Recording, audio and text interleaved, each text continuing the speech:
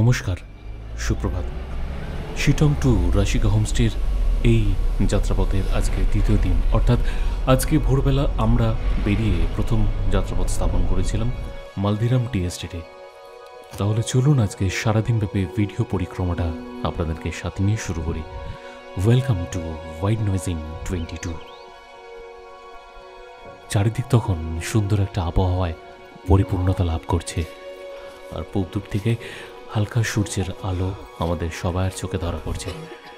চা বাগান বেয়ে আমরা ওপরের দিকে অনেকটা কষ্ট করে হলেও উঠে সেই সূর্যোদয়কে দেখার অপেক্ষায় ছিলাম। আমরা চা বাগান বেয়ে উপরে উঠে যে সূর্যোদয়ের প্রথম আলোক ছটাকে নিজেদের মতন করে অনুভব করলাম, তা সত্যি বলার অপেক্ষা রাখে না। আপনাদের জন্য রইল একখণ্ড সেই সোনালী সূর্যোদয়ের অপরূপ দৃশ্য।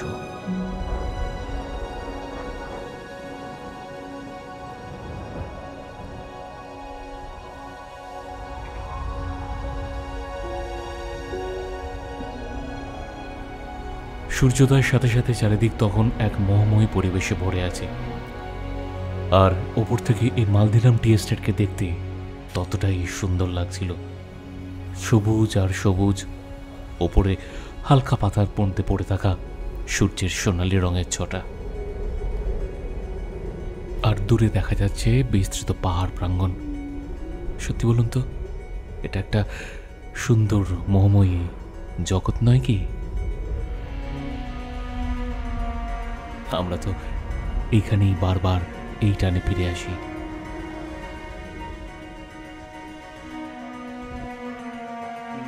আমরা প্রায় 1 ঘন্টার মতন উপরে কাটিয়েছিলাম। এরপর নিচে নেমে এসে আমরা গাড়িতে উঠে চললাম আমাদের পরবর্তী গন্তব্য শিটং মনেস্ট্রি। এখানে বলে রাখি, এটা একটা শিটংয়ের ভিউ পয়েন্ট, আর এর নিচেই রয়েছে প্রায় 200 বছরেরও উপরের পুরনো মাটির তৈরি একটা মনেস্ট্রি। এটা একটা ভিউ পয়েন্ট শিটংয়ের, তো আমরা সেখানে এলাম। তো এরপর অলধার ভিউ পয়েন্টে যাওয়ার কথা আছে, সেখানে দেখি অ্যাজ ওয়েল অ্যাজ পসিবল যতটা তাড়াতাড়ি সম্ভব যাব। কিন্তু এখান থেকে কাঞ্চনজঙ্ঘাটা কালকে যেমন দেখা গেছিলো, আজকেও খুব সুন্দরভাবে দেখা যাচ্ছে। আকাশটা বেশ কিছুটা হলেও ক্লিয়ার হয়েছে। তো সবাই মিলে এখানে কাঞ্চনজঙ্ঘাটাকে বিশেষ রকমভাবে তাদের নিজেদের যতটুকু সান্নিধ্য সেই জায়গা থেকে উপলব্ধি করার চেষ্টা করছে। তো আমরা সবাই মিলে করলাম। তার সাথে সাথে একটুখানি ড্রোনের শটগুলো রইল আপনাদের জন্য, দেখে বলবেন কেমন লাগলো। ওই দূরে দেখা যাচ্ছে শ্বেত শুভ্র কাঞ্চনজঙ্ঘা, আর আমরা এই শিটং ভিউ পয়েন্ট থেকে তাকে একটুখানি অনুভব করার চেষ্টা করছি মাত্র। সত্যি কথা বলতে গেলে আমরা যেখানে দাঁড়িয়েছিলাম তার চারিপাশের পরিবেশটা খুব সুন্দর লাগছিল। তাই আপনাদের জন্য একটু ড্রোনের জায়গা থেকে রইল পারিপার্শ্বিক পরিবেশের কিছুটা মুহূর্ত। আশা করি ভালো লাগবে।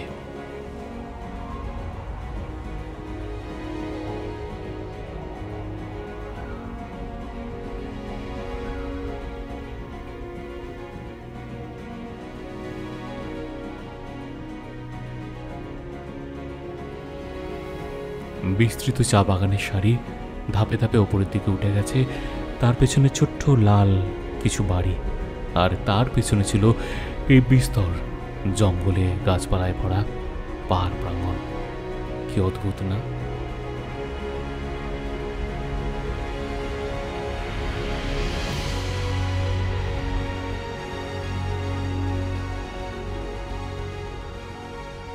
শিটং ভিউ পয়েন্ট থেকে এই অসাধারণ পরিবেশকে অনুভব করার পর আমরা একটু নিচের দিকে এলাম, অর্থাৎ শিটং মনেস্ট্রি, যেটা প্রায় 200 বছরের।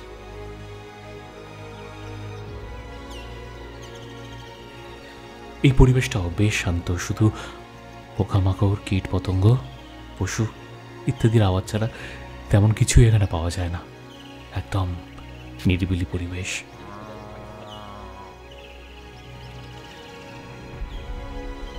এখানে দুখানা গরু রাখা ছিল।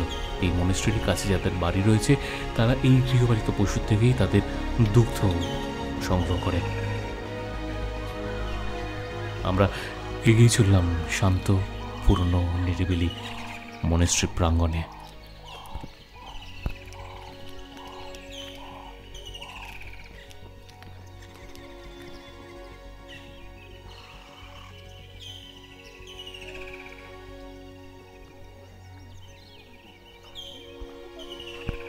কিছুটা এগুলোই চোখে পড়বে ছোট ছোট কতগুলো বাড়ি এবং তারই মধ্যেখানে অবস্থিত সেই 200 বছরের ঐতিহাসিক মনেস্ট্রি।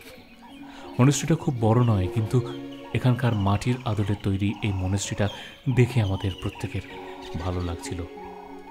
অদ্ভুত এক শান্তি এবং ঐতিহাসিকতা বিরাজ করছিল এখানে। আমরা মনেস্ট্রিতে প্রবেশ করলাম।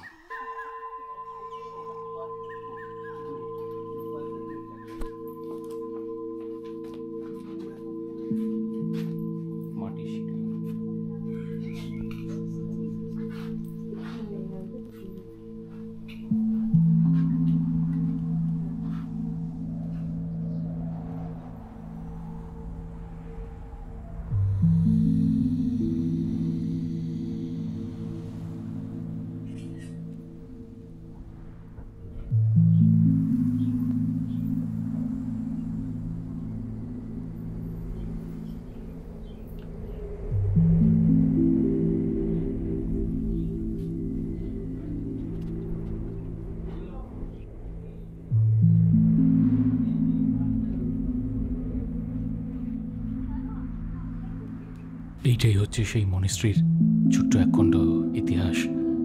আপনারা চাইলে এটাকে পজ করে পড়ে নিতে পারবেন। আমরা মনেস্ট্রি দেখে এগিয়ে চললাম আমাদের পরবর্তী গন্তব্য, অর্থাৎ নৈসর্গিক অহলধারা ভিউ পয়েন্ট। অহলধারা শুনেছিলাম খুব সুন্দর একটা জায়গা। এখান থেকে পুরো পাহাড়ের বিস্তর প্রাঙ্গণটা দেখা যায়। এর আগে কখনো আসিনি, কিন্তু এইবারে আসার সৌভাগ্য হলো। অদ্ভুত সুন্দর একটা লোকেশানে এই হোমস্টেটা, যেখান থেকে পুরো খালি আকাশের বিস্তৃত কাঞ্চনজঙ্ঘা আপনারা স্বচক্ষে দেখতে পারবেন। অহলধারা অর্থাৎ চারদিকের 360 ডিগ্রি ভিউ যাকে বলে, সেটা এই স্থানটাই। এই স্থান থেকে আপনি সমস্ত পার্বত্য অঞ্চলের পর্বতশৃঙ্গ এবং অবশ্যই কাঞ্চনজঙ্ঘাকে নিজের মতন করে দেখার স্বাদটা পাবেন।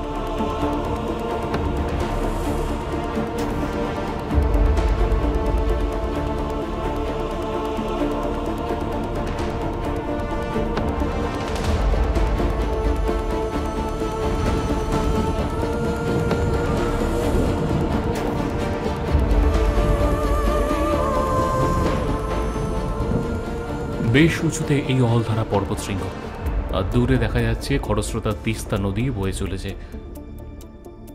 কোথাও বা মেঘ ভেসে চলে আসছিল আমাদের গাছ হয়ে। আমরা এই সমস্ত কিছুকে উপেক্ষা করি আরও সামনের দিকে এগিয়ে চললাম। আমরা তখনও বুঝতে পারিনি সমুদ্রের মতন হঠাৎ বয়ে আসা একটা সাদা মেঘের ঢেউ আমাদের সম্পূর্ণরূপে ঢেকে দেবে। পরিবেশটা একদম অন্যরকম ছিল।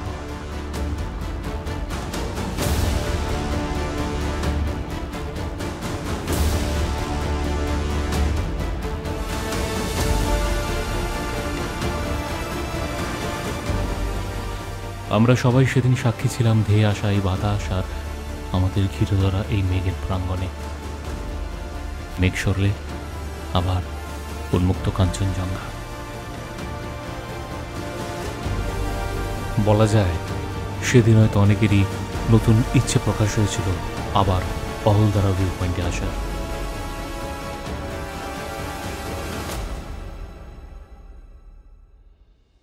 অনেক দিনের স্বপ্ন পূর্ণ হবে, কাঞ্চনজঙ্ঘা দেখার, কাঞ্চনজঙ্ঘাকে পুরোভাবে উপভোগ করার। মোটামুটি কতদিন হলো পাহাড়ে আসছিস?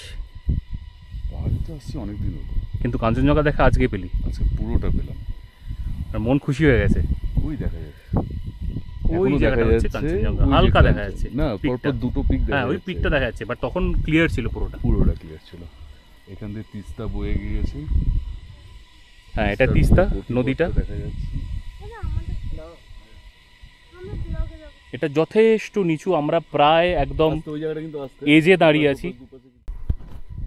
Beautiful location. অহলদারা এত সুন্দর একটা জায়গা, অহলদারা এই ভিউ পয়েন্টটা এত সুন্দর একটা ভিউ পয়েন্ট, মানে বলতে পারো যে 360 ডিগ্রি ভিউ এখানে আছে। মানে তোমরা যদি আসো বা আপনারা যদি আসেন এখানে, ডেফিনেটলি অহলদারাতে যদি শিলংয়ের আশেপাশে সারাউন্ডিংয়ে থাকেন তাহলে অহলদারা ভিউ পয়েন্টটাতে আসবেন। এবং এই জায়গা থেকে পুরো যে পাহাড়ের রেঞ্জগুলো দেখা যায়, আর কাঞ্চনজঙ্ঘা তো কোনো কথাই নেই যদি আকাশ ক্লিয়ার থাকে। মানে আজকে সকালবেলা আমরাও যেভাবে কাঞ্চনজঙ্ঘাকে উপভোগ করলাম, অসাধারণ। মানে আপনারা আসুন, জায়গাটাকে উপভোগ করুন। এটাই হচ্ছে পাহাড়ের সবথেকে বড় মজার একটা জায়গা।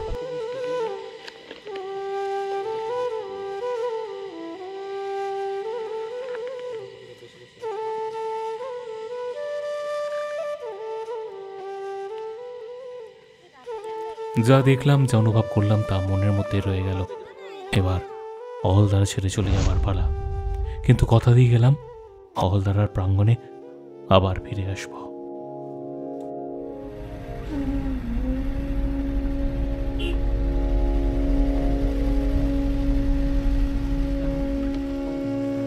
প্রায় 1 ঘন্টা গন্তব্য স্থাপন করে আমরা পৌঁছলাম নামথিং পোখরিতে। নামথিং পোখরিতে গেলেই দেখা যাবে একটা হনুমানজির মূর্তি স্থাপন করা রয়েছে এবং একটা জলাশয় যার চারধারটা ঘেরা। এই সময় অ্যাকচুয়ালি এখানে হিমালয়ান সালামান্ডা যেগুলো থাকে তাদের বাচ্চা দেওয়ার সময়, সেই জন্যে খুব একটা বেশি লোকজনকে এরা ভেতরে প্রবেশ করতে দেয় না। তাহলে ড্রোন অর্থাৎ বার্ডস আই ভিউ থেকেই আপনাদের জন্য রইল নামথিং পোখরির কিছু সুন্দর মুহূর্ত। ভালো লাগলে অবশ্যই লাইক, শেয়ার এবং সাবস্ক্রাইবটা করে পাশে থাকবেন।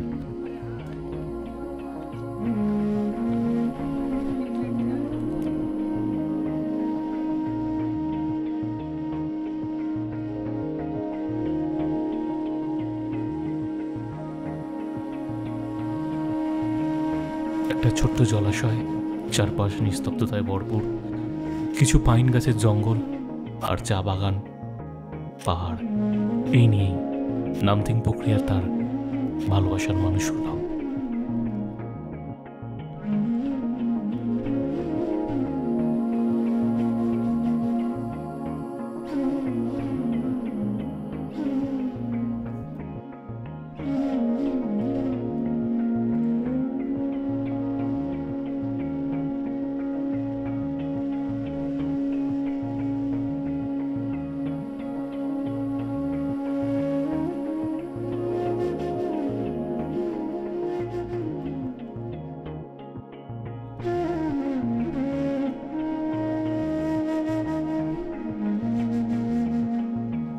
এই নামথিং পোখরি অঞ্চলটা বেশ ফাঁকা ফাঁকা।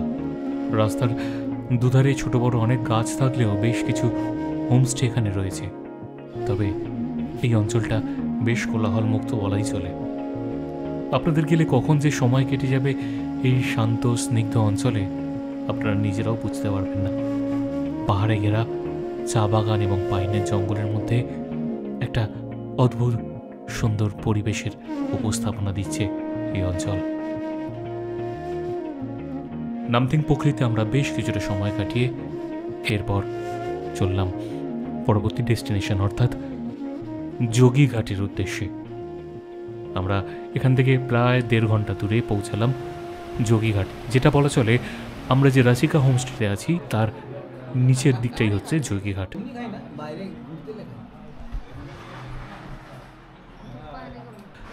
আমাদের এখানে পৌঁছাতে পৌঁছাতে তখন প্রায় বেলা 11:30 বেজে গেছে। সকাল থেকে সেভাবে কারোরই কিছু খাওয়া হয়নি, শুধুমাত্র কয়েকটা স্থানে চা বিস্কুট ছাড়া। তাই সবাই তখন খিদের জ্বালায় ছটফট করছে।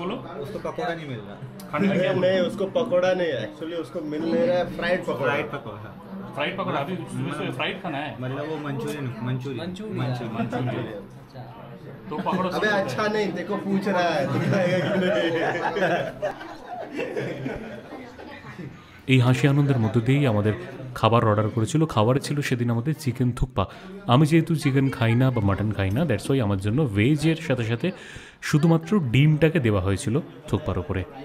খাওয়া দাওয়া কমপ্লিট করে বাইরে বেরিয়ে দেখি আমাদের অতি প্রিয় বাবু স্যান্ডো গেঞ্জি এবং গামছা পরে ততক্ষণে রেডি হয়ে গেছে জলে নামার জন্য। মানে এত দেরি আমরা কেন করছি, সেখানেও বাবুর একটা প্রশ্ন ছিল যে আমি কেন এত তাড়াতাড়ি জলে নামতে পারবো না। গরম তো অবশ্যই ছিল, প্রায় 29 ডিগ্রি টেম্পারেচার। আমরা আগস্ট মাসের কথা বলছি। তো যাই হোক, সেই গরমকে উপেক্ষা করেই আমরা যোগীঘাট ব্রিজের উপর দিয়ে আবার গল্প করতে করতে চললাম যোগীঘাটের ঝর্ণার জলে স্নান করবার জন্য। সে আর এক আনন্দমুখর পরিবেশ। সবাই মিলে সেদিন অতি আনন্দ সহকারে এক জায়গায় স্নান করা হয়েছিল।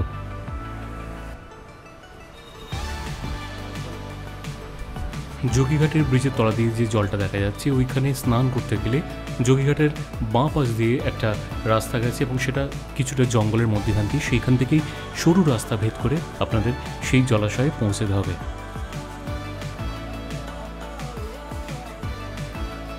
জলাশয়ের সামনে গেলে কিন্তু আপনাদের সত্যি ভালো লাগবে। ওপরে যোগীঘাট ব্রিজ, তলা দিয়ে ঝর্ণার জল স্রোতপ্রবাহের সাথে বয়ে চলেছে তার নিজের ধারায়, চারিদিকে ছড়িয়ে ছিটিয়ে থাকা পাথরের অবশিষ্টাংশ। এই সব মিলিয়ে এখানকার পরিবেশটা একটা সুন্দর উপস্থাপনার সৃষ্টি করে, যেখানে গুণমুক্ত খোলা আকাশের নিচে পাহাড়ি ঠান্ডা জলে আপনি স্নান করতে বাধ্য হবেনই।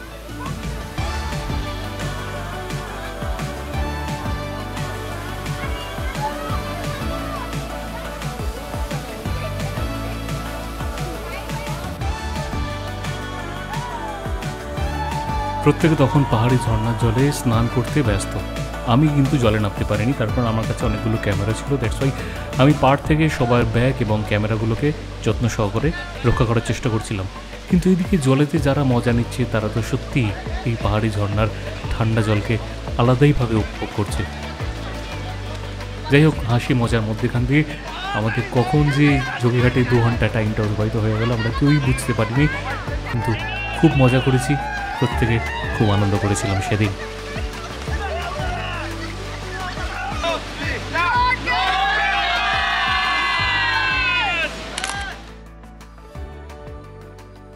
ওপরে তপ্ত রোদ, কিন্তু নিচে ঠান্ডা পাহাড়ি ঝর্ণার জলে প্রত্যেকে প্রায় 2 ঘন্টা ধরে স্নান করার পর আবার আমাদের রসিকা হোমস্টেতে ফিরে আসা হলো। এরপর দুপুরে লাঞ্চ পর্বে যথারীতি যা থাকে তার সাথে সাথে ডিম।